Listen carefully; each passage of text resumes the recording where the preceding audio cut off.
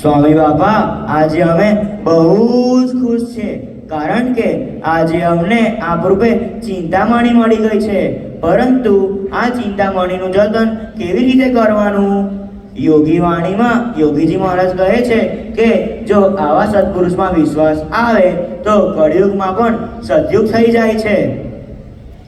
જેટલો જીવ સાધુમાં બંધાણો તેટલો સત્સંગ, નથી બંધાણો તેટલો કુસંગ. સરના દાસના દાસ થવું, 5 ખસરા મારે તો પણ ખમવું. કોટિકલ્પ સુધી ભગવાનની મૂર્તિ સામું જોઈ બેઠો રહે તો પણ આવા સાધુના સમાગમ વગર હૈયામાંથી અજ્ઞાન ટળે નહીં.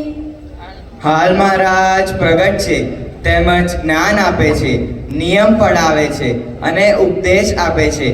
એમ પ્રગટ બિરાજે છે, એમ સમજીએ તો બીજું કાંઈ કરવાનું રહેશે નહીં.